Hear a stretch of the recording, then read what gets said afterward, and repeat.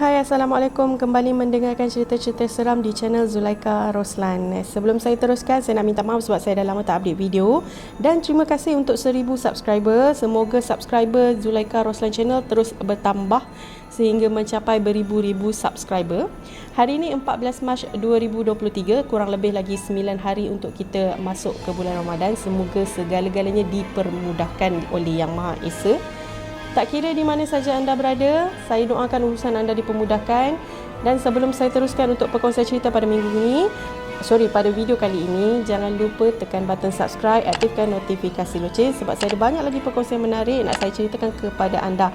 Dan kalau anda dah bersedia, jom kita mulakan untuk perkongsian cerita pada video kali ini. Sebelum saya mulakan untuk perkongsian cerita pada video kali ini, saya nak cover dulu satu story mengenai video yang tular di aplikasi TikTok baru-baru ini berkenaan dengan sebuah panggilan telefon yang kononnya dibuat oleh seorang wanita yang telah pun meninggal dunia. Jadi panggilan tersebut telah pun dibuat oleh si pemanggil ni kepada Era FM dan masa tu lebih kurang pukul 12 juga. Masa dia call ni, dia terus cakap dekat DJ masa tu, saya nak luahkan perasaan. Jadi bila ditanya apakah nama dia, dia bagi tahu yang nama dia Nida dan dia teruskan dengan sesi luahan perasaan dia. Tahun 1992, dia baru saja berusia 23 tahun. Masa ni nak dekat raya bulan puasa lah. Jadi dia nak keluar daripada rumah lah, nak beli barang. Mak dan ayah dia larang dia keluar daripada rumah sebab masa tu dia kata tengah pack kan, nak dekat raya, jadi bahaya. Tapi disebabkan dia ni nak keluar juga, dia melawan cakap mak dengan ayah dia. Dia kata biasalah darah muda masa tu. Tujuan asal dia nak keluar pada masa tu sebenarnya adalah sebab dia nak beli handbag untuk mak dia. Sebab kebetulan hari raya tu adalah hari jadi mak dia. Tapi takkan dia nak bagi tahu dekat mak dia nak beli handbag kan. So dia cakap nak keluar je lah. Setelah dilarang beberapa kali oleh parents dia, dia tetap juga keluar rumah. Dan dia pergilah mencari handbag yang dia nak belikan untuk mak dia, handbag kesukaan mak dia. Dan disebabkan masa tu sebenarnya hari raya, menghampiri hari raya, jadi handbag tu memang banyak habis. Dia pergi lepas satu kedai dia pergi, barulah dia jumpa handbag tersebut di kedai yang terakhir. Seharian berjalan mencari handbag tu, jadi dia pun memandulah untuk pulang. Dalam perjalanan pulang ni, dia kata sumpah dia nampak jalan tu lurus. Sepatutnya jalan tu kena belok kanan, tapi dia kata dia nampak jalan tu lurus. Dan disebabkan dia lurus, dia akhirnya jatuh ke dalam gaung. Masa dia jatuh dekat gaung ni, pintu dia lock, tak boleh buka. Tingkap pun lock, tak boleh buka. Tingkap tu boleh turun separuh je. Dan masa ni dia tak ada fikir apa-apa. Dia kata spontan dia ambil beg mak dia, beg yang dia nak belikan untuk mak dia tu, dia terus campak keluar daripada kenderaan dia dan dia terkoban di dalam kemalangan tersebut. Sebenarnya dia tak bagi tahu yang dia terkoban dalam kemalangan tersebut. Dia cuma menangis-nangis bagi tahu yang saya tak sempat nak bagi beg tu dekat mak saya. Saya tak sempat nak keluar daripada kereta. Saya tak sempat nak bagi beg tu dekat mak saya. Tolonglah bagi beg tu dekat mak saya. Dia menangis-nangis macam tu. Dan bila ditanya oleh DJ radio Era tu, awak dekat mana, beberapa kali akhirnya pemanggil wanita ni, daripada dia menangis kesedihan, dia secara tiba-tiba mengilai. Dan masa ni panggilan telefon dia terus dimatikan. Dan daripada live TikTok tu boleh nampak yang DJ radio tu macam kelam kabut sikit lah. Okay. Tapi ada beberapa komen dekat bawah yang nampak kemungkinan besar tu prank. Takkanlah hantu boleh call semata-mata nak luahkan perasaan lah, itulah ini. Tapi ini semua rahsia Allah yang kita tak tahu. Okay? Sama ada betul-betul prank ataupun tidak, saya pun tidak pasti. Cuma sekarang ni disebabkan video tersebut viral, kita nak recap balik satu lagi kisah yang pernah berlaku. Okay? Pada tahun 1998 di radio THR Gegar. Masa ni memang setiap hari Jumaat DJ Isma ni dia akan live bercerita-cerita seram dan dia akan open panggilan telefon kepada sesiapa sahaja yang nak hubungi dia dan ceritakan pengalaman seram lah. Dia terima satu panggilan telefon daripada seorang perempuan yang nak luahkan cerita lah pada masa tu. Mula-mula masa dia dengar cerita daripada perempuan tu, okay, dia bagi tahu yang masa ni diorang dalam perjalanan nak pergi ke Kuantan. Masa tu memang agak lambat. Jadi disebabkan nak kejar masa, ayah dia memandu dalam keadaan laju. Ayah dia potong kenderaan demi kenderaan demi kenderaan sehinggalah ada satu van putih tu dia seolah-olah tak bagi dia potong. Tapi bapak dia cuba juga nak potong sehinggalah dia orang nampak satu cahaya putih dan masa ni semua tercampak ke dalam gaung. Ini adalah potongan rakaman yang dilakonkan semula sebenarnya. Dia persoalkanlah kalau kau pun dalam kereta maknanya kau pun dah sama mati kan. Dan lepas tu panggilan telefon terus mati. Tit macam tu. Ikutkan panggilan asal yang diterima oleh DJ Isma pada masa tu, diorang tak dapat nak dengar semula panggilan asal tu sebab daripada panggilan asal tu hanya dengar bunyi suara DJ Isma yang bercakap dan bunyi balasan angin. Bunyi angin. Macam seolah-olah DJ Isma ni bercakap seorang lah. Pemanggil misteri tu bagi tahu yang dia di highway Karak bersama suami, anak dan 2 orang tua dia. Dan kemudian ada sebuah lori yang hanya ada satu lampu sahaja melintasi kereta mereka, kemudian menyebabkan kereta dia masuk ke dalam gaung. Pemanggil tu bagi tahu yang dia sedih sebab orang tua dia meninggal dunia, suami dia meninggal dunia, anak dia meninggal dunia dalam kemalangan tersebut, dan dia cakap dia juga nampak diri dia mati dalam kemalangan tersebut. Sebenarnya masa rakaman video tu tular ataupun panggilan telefon tu tular, pada masa tu ramai yang cakap itu adalah prank. Masa ni kan sedang saya baca-bacalah komen orang. Ada seorang kakak ni komen, dia kata masa tu dia pun sama dengar panggilan tersebut dan dia yang bagi tahu yang perkara ni sebenarnya berlaku pada tahun 1998. Dia dengar panggilan telefon tersebut dan dia kata dia sempat dengar yang abang DJ Isma ni marah dekat pemanggil tersebut sebab dia seolah-olah bergurau apabila dia bagi tahu yang dia nampak mak dan ayah dia mati. Bagi dia tu gurauan yang agak kasar lah. Keesokan harinya terpampang di dada Akbar mengenai kemalangan yang berlaku di highway Karak tersebut. Dan kemalangan tu sama seperti yang pemanggil tu bagi tahu, dia melibatkan suami, isteri, seorang anak dan orang tua. Dan masa ni sebenarnya memang orang kata antara kes yang boleh dikatakan sangat menyeramkan pada masa itulah. Ini menurut komen salah seorang pendengar THA Gegar pada masa tersebut. Okey, itu saja cover story untuk video ni. Sebenarnya tak pastilah sama ada panggilan tersebut benar ataupun tidak.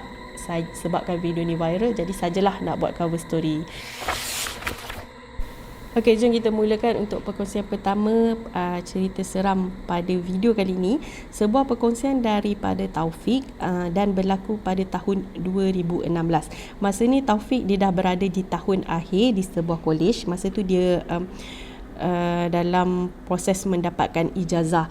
Jadi masa ni Taufik dan beberapa orang rakannya diberikan kepercayaan untuk mengendalikan sebuah program yang dinamakan Karnival Keusahawanan. Program ni memang tujuan asal dia nak bagi peluang kepada para pelajar untuk berniaga dan mencari income. Tapi kalau setakat buat perniagaan saja, tak dapatlah diorang nak tarik perhatian pengunjung-pengunjung luar kan, khususnya daripada warga tempatan yang berada dekat situ. Jadi mereka aturlah banyak aktiviti hiburan. So ada pertandingan, ada persembahan daripada artis-artis jemputan, dan yang paling penting ini adalah cadangan yang dicadangkan oleh Taufik sendiri. Diorang buat rumah hantu. Setelah mendapat kelulusan daripada pensyarah yang menyelia program ni, Taufik dengan tim dia pun mulalah perbincangan macam mana nak buat rumah hantu ni, berapa nak jual tiket, dan yang paling penting, berapa jumlah hantu yang akan menakutkan pengunjung nanti. Jadi lepas diorang ni buat discussion, buat perbincangan, diorang buat keputusan ada seramai 10 orang yang akan menyamar menjadi hantu. 3 orang ponti, 2 orang ponci, 5 orang lagi akan disolek dengan wajah yang seram. Ponci tu pocong Tapi tak semua hantu ni diorang akan sentiasa ada. Maksudnya adalah jadual, adalah pergiliran. Kalau let's say semua ada kat situ, mungkin diorang akan terlampau penat dan sebagainya lah. Jadi lepas tu diorang pun teruslah beli barang, diorang pun plan lah macam mana nak set up diorang punya rumah hantu, diorang buat keranda palsu, diorang buat kubur palsu, banyak lah. Bilik yang diorang nak gunakan untuk rumah hantu ni sebenarnya merupakan bilik kuliah. Jadi diorang hanya dibenarkan untuk menghias bilik tersebut sehari sebelum karnival berlangsung. Dan masa ni memang si Taufik and the gang busy sangat-sangat daripada pagi sampailah ke petang. Dan masa ni juga sebenarnya 3 orang hantu tadi tu diorang turut sama disolek sebab macam nak try lah, nak tengok kalau solid macam ni jadi tak, apa semua kan. So kiranya dalam diorang duk busy nak hias bilik tu adalah 3 orang hantu juga pada masa tu. Sebenarnya diorang buat keputusan untuk tidak mengikat kaki pocong sebab kesian tengok pocong tu melompat-lompat kan, nak bergerak daripada A ke Z kan. Jadi diorang kata tak payah ikat kaki pocong, biarkan dia berjalan macam biasa saja kalau nak bergerak lah. Jadi diorang tak penat sangat. Dan disebabkan diorang terlampau sibuk sangat hari tu, sedar tak sedar jam dah pun pukul 6.30 petang. Jadi diorang nak stop dulu, nak bagi laluan kepada maghrib, isyak dan kemudian sambung semula selepas isyak untuk touch up lagi lah sikit-sikit bilik kuliah tu, nak tambah lagi elemen-elemen seram yang boleh kalau diorang boleh buat lagi lah. Mereka pun keluarlah tinggalkan ruangan bilik tersebut. Tinggallah hanya Taufik dan juga si Ponci. Ponci ni sebenarnya roommate Taufik yang bernama Syam. Jadi Syam sajalah nak tunggu Taufik sebab Taufik nak ambil beberapa keping gambar untuk dijadikan report kemudian. Sementara Taufik mengambil gambar keliling bilik kuliah tu, Syam ni duduklah dekat tepi keranda. Sajalah dia duduk. Nah macam dalam pada masa tu dia macam nak try lah macam mana nak takutkan pengunjung. So si Taufik ni abaikan je lah. Si Syam ni dia biarlah. So dia pergilah tangkap gambar. Settle je tangkap gambar, dia tutup lampu dekat bahagian kuliah A dan dia berjalan ke arah bilik kuliah B. Sambil dia jalan, dia jeritlah, Syam jom. Macam itulah dia kata kan. Tapi masa dia datang nak keluar dekat arah pintu yang berada di kuliah bilik B ni, dia tengah tengok phone. Okey, dia memang tengah tengok phone. Sekilas pandang dia nampak Syam masih lagi berdiri dekat tepi keranda tadi. Jadi dia pun terus spontan, Syam jom, macam tu sahaja. Dan dia pun jalan melepasi Syam dan berhenti di hadapan pintu bilik kuliah tadi. Bila dia dah berhenti dekat hadapan pintu bilik kuliah ni, dia pun capai suis dan matikan lampu. So sekarang bilik kuliah ni dua-dua dah gelap gelita. Dia tunggu si Syam ni dekat belakang dia je. Dia tunggu kan, masa tu dia dah pelik dah. Apa hal si Syam ni tak sampai-sampai lagi dekat aku? Macam ni lah dia kata. So dia pun toleh, weh Syam cepatlah, dia kata dekat Syam macam tu. Sebab dia nampak Syam boleh lagi duduk statik dekat area keranda tu. Dan lagi sekali dia toleh, dia cakap Syam cepatlah. Syam masih lagi dekat situ diam. Dan masa ni tiba-tiba si Taufik ni disergah daripada tepi. Weh Taufik cepat ah. Dia disergah daripada tepi macam tu. Taufik ni memang dah terkejut lah sebab dia tengah pandang belakang, dia ajak si Syam tu gerak dan tiba-tiba si Syam segah dia daripada tepi. Weh Taufik cepat ah. Taufik ni memang dah terkejut dah masa ni sebab sekarang ni kepala dia tengah menjengah ke belakang. Okey, menjengah kat belakang, dia nampak si Syam tengah berdiri dekat belakang. Kalau Syam tengah berdiri kat belakang, yang segah aku ni siapa kan? Tapi yang segah aku ni mestilah Syam. Masalahnya kat belakang tu siapa?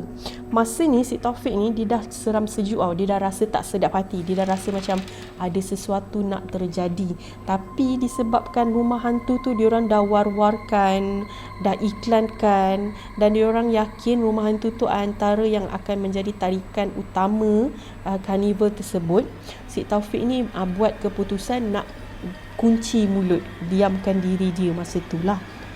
Dia senyap je tak cerita dekat sesiapa sehinggalah peristiwa tersebut ataupun kejadian tersebut berlaku kepada salah seorang kawan dia juga. Hari pertama karnival tu berlangsung memang seperti yang diorang jangkakan. Seawal jam 4 petang pengunjung telah pun beratur sehinggalah tamatnya rumah hantu tu tak berhenti pengunjung datang. Rumah hantu habis pada pukul 11 malam. Dan masa ni bila dah pukul 11 malam, diorang tak terus balik. Of course lah kan, sebab dah penat seharian. Diorang pun masuk dalam rumah hantu tu, diorang duduk baring lepak. Diorang ada yang baring, ada yang duduk borak-borak dululah, nak buang, orang kata buang penat. Seharian bekerja, macam itulah lebih kurang. Tapi dalam masa yang sama, ada jugalah beberapa orang yang dah gerak balik sikit demi sikit lah. Sedar tak sedar, masa tu tinggallah 5 orang saja dalam tu. Dan si Taufik ni ingat hanya Amir dengan Syafiq, lagi 3 orang tu dia tak ingat siapa. Masa ni tinggal 5 orang saja. Dan diorang tengok jam masa tu, diorang kata, dah pukul 12.30 weh, gerak weh. Tahu-tahu je dah pukul 12.30. So diorang pun matikan lampu dekat bilik kuliah A dan bilik kuliah B. Masa ni Amir tengah tarik pintu nak tutup. Tiba-tiba si Syafiq ni segah daripada tepi. Dia kata, weh, jap. Syam ke yang tengah tidur tu? Dia tunjuk dekat dalam, Syam ke yang tengah tidur tu? Padahal si Taufik dah balik dengan Syam awal-awal lagi tadi. Diorang dah memang balik dulu.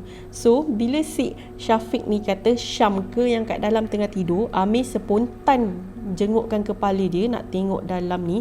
Dan masa ni tiba-tiba Amir terus tarik pintu dengan kuat dan tutup. Dan sebenarnya masa ni muka Amir memang pucat yang teramat sangat. Syafiq nampak kan yang dia buat macam tu. Syafiq dah rasa pelik lah, kan aku bagi tahu kau Syam ada kat dalam, kenapa kau tarik pintu kan nak tutup. Dan masa ni kawan dia seorang lagi dekat belakang tu bagi tahu, Syam dah balik dengan Taufik. Bila dia cakap macam tu, Syam dah balik dengan Taufik, si Syafiq ni terus diam. Amir memang dah pucat lesu dah muka dia, pucat lesi dah muka dia, memang nampak yang dia macam nampak sesuatu. Si Syafiq tak bersuara dah, dia terus diam. Dia bantu Amir kunci pintu dan diorang gerak. Dan sepanjang diorang perjalanan diorang balik tu, diorang tak cerita apa-apa, tapi diorang hanya berkomunikasi melalui WhatsApp group yang diorang buat untuk urus setia karnival tersebut. Dalam grup tu diorang terus mulakan cerita. Dan Amir bagi tahu masa Syafiq cakap yang dia nampak Syam tengah baring dekat dalam, dia kan jengahkan kepala dia nak tengok. Masa ni sebenarnya Amir kata dia nampak benda yang baring tu tiba-tiba buka mata. Dan masa ni memang Amir terkejut sangat, sebab bila benda tu buka mata, memang nampak yang benda tu bukan manusia. Sebab dia tahu dia tahu Syam tak make up macam tu. That's why dia kata muka dia tiba-tiba pucat, sebab dia nampak benda tu sangat-sangat menyeramkan. Okay, dan masa ni sebenarnya Taufik nak tak nak dia terpaksalah buka mulut, ceritalah apa yang berlaku. Masa ni sebenarnya dah 50-50 dah, nak teruskan batalkan. Tapi disebabkan Rumah Hantu tu projek terakhir diorang, Carnival tu projek terakhir diorang, sebab diorang dah final year. Jadi diorang kata tak apalah, kita ambil lah sikit cabaran ni, diorang kata. So kita teruskan je lah. Diorang pun teruskan lah. Semuanya berjalan dengan lancar, tak ada apa-apa yang berlaku sehinggalah hari yang keempat. Salah seorang pengunjung ni, kawan yang sama batch dengan diorang, bagi tahu yang gelang dia putus dekat dalam. Masa dia bagi tahu gelang dia putus ni, dia nak minta izin lah masuk ke dalam dan cari gelang tangan dia. Tapi disebabkan masa tu dah pukul 9.30, Taufik cakap lah dekat kawan dia ni, kau tunggu sekejap boleh tak? Sekarang dah 9.30. Rumah hantu ni tutup pukul 10. Nanti pukul 10 kita cari dekat dalam. Okey, disebabkan berlaku peristiwa seram tadi tu kan, diorang awalkan tutup rumah hantu tu daripada pukul 11 kepada pukul 10. Ayu kata okey lah, no problem. Dia pun duduk lepak. Bila dah pukul 10, dia pun masuk lah mencari gelang tangan dia. Dan memang dia jumpa gelang tangan dia dekat area keranda tau. Dekat area keranda tu dia jumpa gelang tangan dia jatuh, putus. Okay. Masa ni dia membebel lah, dia kata seram gila korang punya pocong weh. Kau tengok lah sampai putus gelang tangan aku, bergelut dengan budak-budak ni. Dia kata macam tu tau. Dia tunjuk, dia kata pocong tu berdiri dekat area keranda tu. Sedangkan malam tu Syam berdiri dekat belah belakang. Jadi dia tak duduk dekat area keranda, dan dekat area keranda tu memang tak ada pocong. Malam tu hanya ada satu pocong saja, sebab seekor lagi pocong bertugas di waktu siang. Okey. Jadi masa diorang bagi tahu, si Ayu ni bagi tahu yang ada pocong berdiri dekat tepi keranda, dan pocong tu memang wajah dia seram sangat sehingga menyebabkan diorang ni ketakutan. Si Taufik spontan tahu, dia tanya Ayu, kau nampak berapa ekor pocong malam ni? Ayu jawab apa tahu? Dua. Sedangkan pada masa tu hanya Syam seorang sahaja yang menyamar menjadi pocong. Okay, masa ni diorang tak buka mulut, diorang senyap je, diorang tak cakap apa-apa dekat Ayu. Yang benda yang Ayu nampak tu kemungkinan besar ialah pocong sebenar. Dia tak cerita, diorang senyap je. Okay, habis je carnival, salah seorang daripada tim diorang ni post lah dekat media sosial. Sajalah dia kata, saya nak bagi hadiah, saya nak buat teka-teki yang masuk rumah hantu sahaja. Berapa banyak pocong yang korang lihat dalam rumah hantu? Dan majoriti orang jawab 2.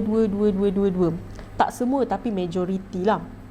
Dan masa ni, okay, diorang dah pelik sangat-sangat. Sebab apa tahu? Sebab memanglah asalnya diorang punya rancangan ada 2 orang yang menyamar menjadi pocong, tapi bukan pada masa yang sama.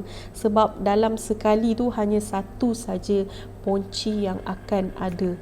Jadi kalau hanya ada seorang saja ponci yang menyamar, maknanya kalau diorang nampak 2, satu lagi tu ialah ponci yang betul. Itu sahaja perkongsian cerita daripada Taufik.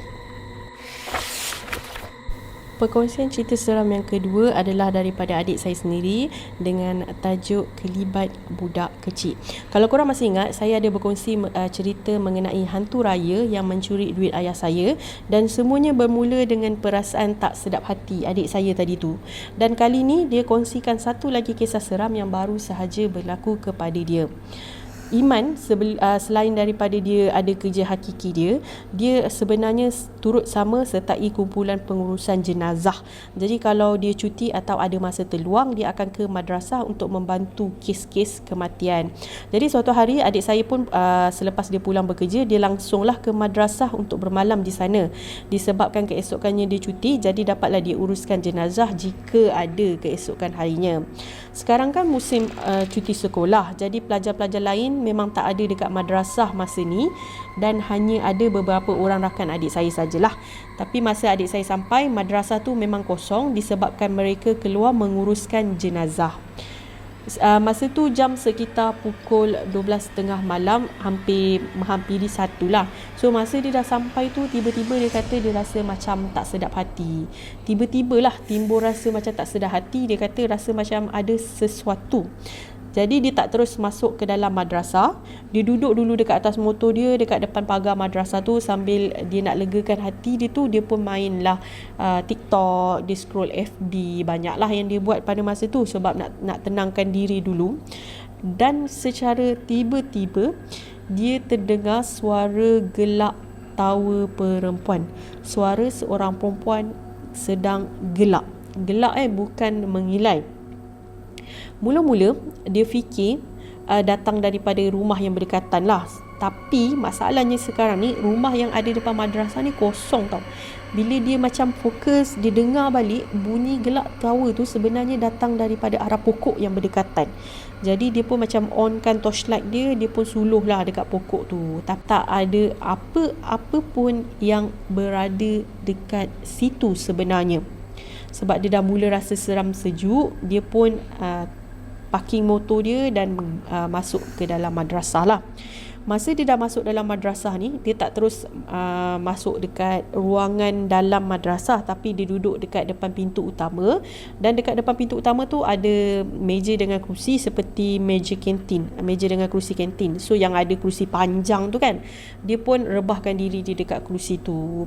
So masa dia baring ni, saya rasa dia baring melentang sebab dia kata kiri dia sebelah pintu kaca madrasah, manakala kanan dia dekat tembok meja tu. Okay, masa ni dia dah baring. Tengah dia baring tu, dia scroll lagi lah handphone dia main handphone. Dia leka lah bermain handphone pada masa tu. Dan secara tiba-tiba ada sesuatu melintas daripada kiri dia. Maknanya daripada arah dalam madrasah tu. Sebab pintu tu kan pintu kaca. Jadi kalau ada orang melintas dan sebagainya, memang kita boleh tahu dan kita boleh rasa. So masa dia rasa ada benda melintas ni, dia pun spontan lah gerakkan muka dia ke kiri, nak tengok lah kan. Dan masa ni dia kata dia nampak ada seorang budak menuruni anak tangga menuju ke dapur. Dia berjalan dalam keadaan laju tanpa memakai baju, hanya berseluar pendek lah. Niat dia memang nak buat tak tahu je. Sebab dia kata dekat madrasah tu memang ada cerita seram dia. Okay, jadi dia dah tahu dah benda yang dia nampak ni bukan manusia, dia kata ni bukan manusia ni. Okay, cuba abaikan dulu. Dalam dok dia cuba nak lawan perasaan takut dengan nak abaikan budak yang melintas tadi, tiba-tiba dia dengar lagi suara budak gelak ketawa daripada dalam madrasah. Dan disebabkan dia dengar bunyi gelak tawa ni, rasa macam ada budak, macam itulah dia kata, rasa macam ada budak, tapi rasanya tak ada. Jadi dia pun bangun dan masuk ke dalam madrasah tu. Yelah, nak juga pastikan sama ada memang ada orang ke ataupun tak ada ke kan. Dia kata memang masa tu dia beranikan diri masuk. Masa dia masuk kat dalam madrasah ni, mata dia mulalah melilau-lilau mencari budak tadi tu, dan akhirnya dia nampak susuk tubuh tadi tu berdiri di tepi pintu dapur. Dia pun berjalan menghampiri pintu, jalan dan jalan sehinggalah dia tiba di dapur. Dan masa ni bila dia mengintai, sebenarnya tak ada sesiapa pun yang berada di sebalik pintu dapur tersebut. Okay, dan disebabkan dia dah mula rasa tak boleh nak tahan, dia pun akhirnya gerak meninggalkan madrasah tersebut. Perkongsian terakhir ni daripada Sarah dengan tajuk Kelibat Natasha. Peristiwa ni berlaku sewaktu dia tinggal di sekolah berasrama penuh masa dia tingkatan 4. Jadi dia kata dia masuk ke sekolah berasrama penuh selepas PMR lah. Bila dia dapat result PMR yang agak bagus, dia ditawarkan untuk masuk sekolah berasrama penuh dan dia masuk lah. Masa ni dia kata dekat sekolah berasrama penuh ni hanya ada pelajar tingkatan 4 dan juga tingkatan 5. Dan masa dia mula-mula masuk, pelajar-pelajar senior telah pun memberi beberapa amaran mengenai perkara-perkara mistik ataupun seram yang pernah berlaku di sekolah tersebut. Tetapi disebabkan diorang ni pelajar baru, diorang anggap kira yang pelajar-pelajar senior ni sebenarnya niat diorang nak takutkan diorang sahaja. Jadi dia macam abaikanlah, dia tak ambil berat lah apa yang pelajar-pelajar senior ni cakap, sehinggalah berlaku sendiri dekat dia. Okay, suatu hari si Sarah ni dia datang bulan. Jadi bila dia datang bulan, dia tak dapatlah sertai solat jemaah. Dan masa tu adalah waktu solat maghrib. Selesai je daripada riadah petang, dah berpeluh-peluh dah ni. Memang ramailah budak yang berebut-rebut nak pergi mandi sebab nak kejar waktu solat maghrib pun. Si Sarah ni bagilah ruang dekat pelajar-pelajar yang nak solat dulu untuk pergi ke tandas. Dan masa ni sebenarnya rupa-rupanya hanya si Sarah ni seorang saja yang datang bulan dalam bilik asrama dia lah. So bila budak-budak dah settle, dia tengok budak-budak dah settle, dia pun nak gerak lah pergi ke tandas nak mandi. Sebab walaupun dia tak boleh solat, dia tetap perlu duduk di belakang surau dan tunggu untuk waktu kuliah maghrib. Dia tak boleh lewat, itu memang syarat dia walaupun dia tak boleh sertai solat jemaah. Jadi dia pun bangun, capai tuala dan bergerak menuju ke tandas. So jarak daripada asrama dia ke tandas lebih kurang 5 minit jugalah. Kalau dia jalan perlahan lah, kalau dia jalan laju lagi lajulah. Dan masa ni dia nampak salah seorang rakan dia yang bernama Natasha sedang berjalan menuju ke dalam tandas yang sama dia nak pergi ni. Jadi bila dia nampak Natasha ni, dia dah rasa lega. Yelah sebab waktu maghrib dia sorang-sorang nak masuk dalam tandas, takut jugalah. Dan masa ni dekat tandas, area-area tandas tu memang dah kosong. Maknanya budak-budak memang dah siap mandi, diorang dah get ready berjalan menuju ke surau. Jadi bila dia nampak Natasha ni, dia pun jalan laju nak kejar si Natasha ni. Tasha, tunggulah sekali weh Tasha. Dia jerit macam tu lah lebih kurang. Dijerit punya jerit, jarak dia dengan Natasha ni tak jauh pun, tapi Natasha tak bagi respon pun dekat jeritan dia ataupun panggilan dia. So bila dia tengok macam Natasha ni macam sengaja abaikan dia, dia dah rasa pelik jugalah. Takkan tak dengar aku dekat kot dengan kau. Jadi dia pun lajukan langkah dia untuk mengejar Natasha sebab Natasha dah pun masuk ke dalam tandas. Dan bila dia masuk je ke dalam tandas, dia tak nampak pun Natasha berada di dalam tandas tersebut. Kubikel tandas, semua pintu dia terbuka. Memang tak ada sesiapa pun yang sedang menggunakan tandas pada masa tu. Dan masa ni sebenarnya dia dah terkejut. Nak masuk balik dekat tandas pun dia seram sebab dia seorang saja masa tu tau. Tapi disebabkan dia berpeluh dan masa tu belum lagi azan maghrib sebabkan dia tengah berpeluh, dia terus laju masuk tandas, cuci apa yang patut dan mandi. Lepas je dia settle, dia keluar daripada tandas, ngam-ngam dia keluar dah azan maghrib masa ni.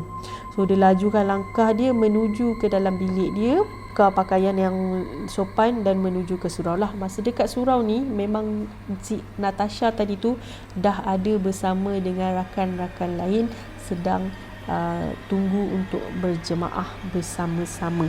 Jadi masa ni dia dah macam Allahu Akbar, apa yang aku nampak tadi, sebab aku nampak jelas Natasha kot yang jalan depan aku masuk ke dalam tandas masa tu.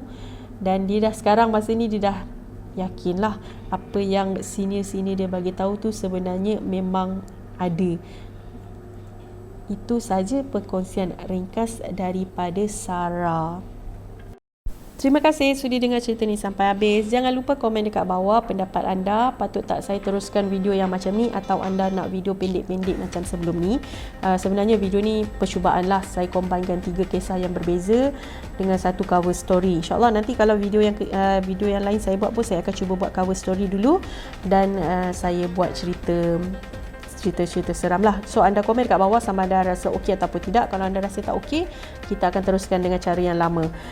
Jangan lupa like, share dan komen. Terima kasih sebab sudi dengar cerita ni sampai habis. Ingat, apa saja berlaku, apa saja perkongsian, anggaplah sebagai perkongsian cerita. Jangan terlampau taksub. Kebenaran dia masih lagi milik Yang Maha Esa. Sampai kita jumpa on the next video. Terima kasih guys. Bye.